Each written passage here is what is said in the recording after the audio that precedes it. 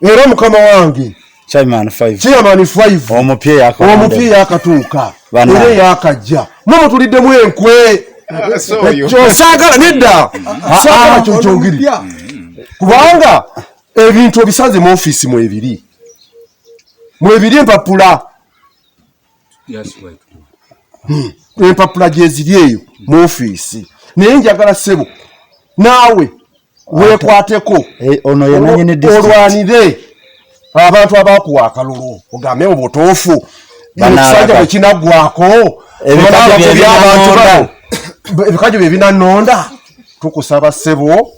obeere musaale oleme kulimbibwa busente oba mamiliyoni webazimuwazirye naye akole tukusaba ne honorable mutulwanirire wala wa Museveni bebasasula ate mabega wakyo nti President Museveni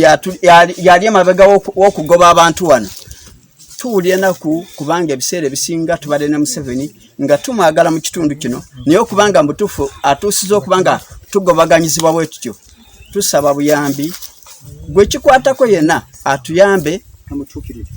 amutuukirire tuleme okusendebwa bwetutyo nga abatali bana Uganda ne babanga oba Uganda esobola okukkiriza abebweru ne bajja ne babeera ku ttaka lyayo nefe bana Uganda bazaliddwako abakuliddeko abaziiseeko n'abantu baffe naye mazima okusendebwa bwetutyo tunaddawa yensonga lwaki tukaaba bwetyo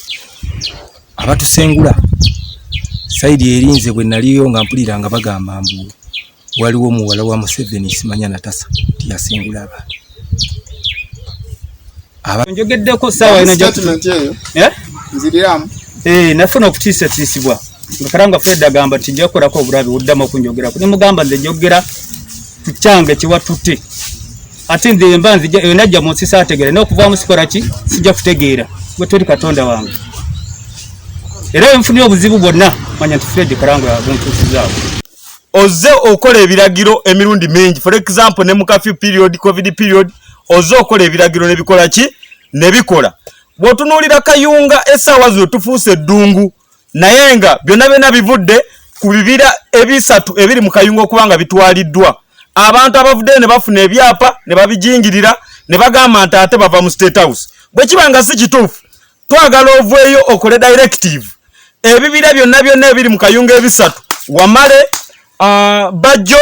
ne Kiwuura ababiriko byonna babyambuke kubanga essaawa zino era erinnya livaayo ligamba nti abali otwala Kiwuura Bajjo era bava mu State House twagala oveeyo obeere nga owuliza eddoboozi ly'abantu ba bulijjo